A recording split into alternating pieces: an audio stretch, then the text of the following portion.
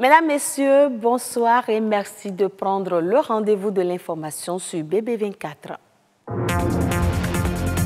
Réfléchis sur les défis de la presse béninoise, les journalistes se sont réunis dans le cadre de la deuxième édition des rencontres intergénérationnelles des médias.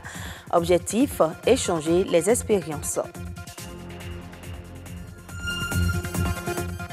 C'est désormais possible de faire un test ADN au Bénin. C'est un moyen scientifique pour déterminer la paternité d'un enfant. Clotaire Awekou s'est intéressé au sujet.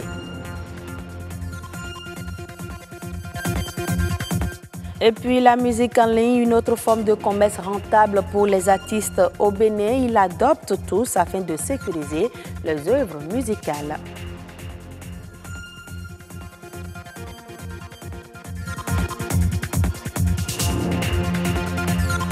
Rencontre d'échange et de partage d'expériences entre les professionnels des médias. C'est à l'occasion de la deuxième édition des rencontres intergénérationnelles des médias RIM.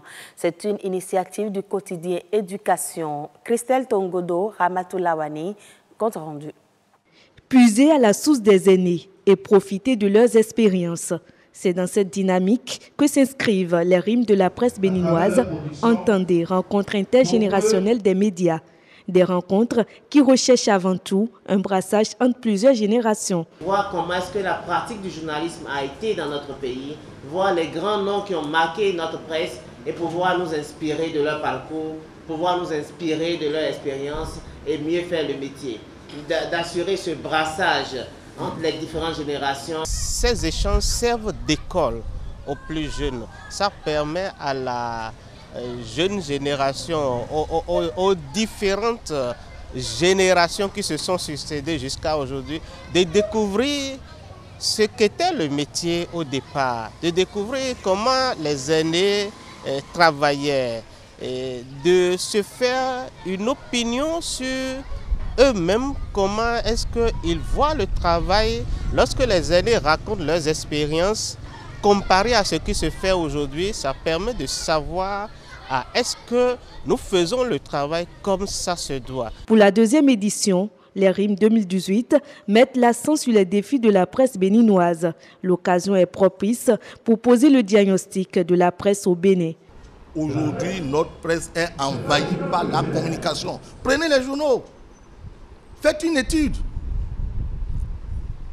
Et puis aujourd'hui, on est devenus comme des corbeaux sous des arbres. Tout le monde dit la même chose, le même cri. Et vous voulez qu'on nous croie? On ne peut pas nous croire. Donc préparons-nous à ces défis. Et pour parler de défis, on se demande d'abord d'où est-ce que je viens. En dehors de la fracture numérique, en dehors du problème de la corruption, parce que c'est un défi. Même le numérique vient, je vais anticiper, pour régler le problème de chômage, pour régler le problème de beaucoup de patrons de presse qui se croient tout permis. Le défi de la quantité est déjà relevé. Il reste maintenant à relever le défi de la qualité de la presse au Bénin. On regarde sur la presse béninoise en général, c'est d'abord une presse plurielle. Chacun essaie de traiter l'information à sa manière. Ce qu'on peut déplorer, c'est parfois des prises de position qui n'honorent pas le métier. Les rencontres intergénérationnelles des médias sont une initiative de éducation, un organe de presse qui s'investit dans l'éducation des jeunes. Ce rendez-vous aura été riche en partage d'expériences. Pour la prochaine édition, des figures emblématiques de la presse béninoise sont annoncées. Depuis plus d'une décennie, les tests d'ADN pour la manifestation de la vérité liée à la paternité se font ici à Cotonou. Ainsi, les couples en but à cette question ultra sensible ont recours à cette expertise biomédicale pour lever tout équivoque, et ceci dans le respect des procédures juridiques. L'ADN au secours de la paternité douteuse, c'est une signature de Clotaire Awekou et Mathieu Sokenou. Quand la paternité, vue sous l'angle de liens génétiques entre le père et les enfants, représente aujourd'hui une préoccupation majeure dans nos sociétés, question cruciale, question préjudiciable, voire préjudicielle, avancent les juristes et autres médecins généticiens. Question critique de doute, doute, de duplicité autour de la paternité, l'on se réfère son corps défendant au test d'ADN pour séparer le bon grain de l'ivraie. Le volume croissant de couples, des foyers ébranlés, disloqués par cette question a fait que les centres hospitaliers, laboratoires des instituts universitaires effectuent actuellement à Cotonou des tests d'ADN pour lever tout équivoque. L'acide désoxyribonucléique, ADN en sigle, est le principal élément cellulaire porteur de l'information génétique qui renseigne irréfutablement sur le lien de paternité. Quand on dit test d'ADN, on pense au terme d'identification des personnes. Donc la vraie domination, c'est identification des personnes, que les gens appellent test d'ADN ou test de paternité. Et dans ce sens-là, ça permet d'établir le lien de paternité ou de maternité ou lien de parentalité entre les ascendants et les descendants.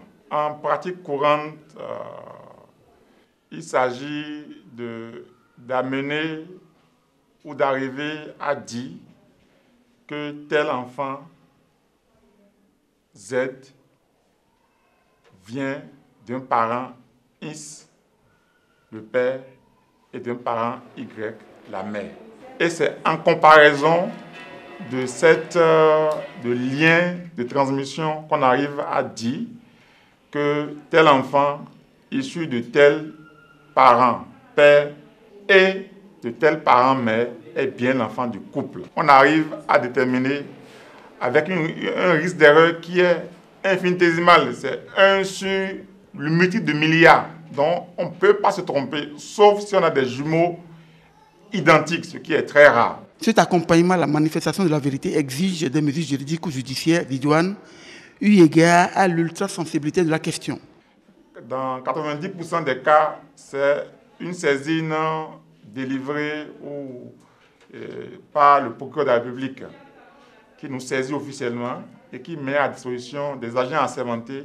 Et les prélèvements sont faits devant ces agents-là pour dire que tel tube vient bien du père ou des pères. Parfois, il arrive d'avoir plusieurs pères en conflit, vient de telle mère et vient de l'enfant. Et on peut réaliser le test qui prend quelques jours seulement pour qu'on donne les résultats. La deuxième possibilité, c'est que les gens nous saisissent juste au fin de savoir la réalité. Seulement que le résultat porte la mention que ça n'a pas de pouvoir judiciaire. Ça n'a pas de pouvoir juridique du moins. C'est-à-dire qu'on ne peut pas aller exclure un enfant d'une famille par ce test-là si ce n'est pas fait par voie judiciaire. Vu le coût élevé de ces tests et les mesures juridiques nécessaires, certaines personnes se limitent aux analyses du groupe sanguin et de l'électrophorèse de l'hémoglobine. Parlons maintenant culture. Avec l'avènement du format MP3, la diffusion des sons devient plus facile. Avec Internet, l'artiste peut rendre son œuvre disponible à tous. D'autres vont plus loin en mettant en vente leurs chansons. Mais comment fonctionne la vente des chansons en ligne? La réponse à travers ce reportage signé Yasmine Damata.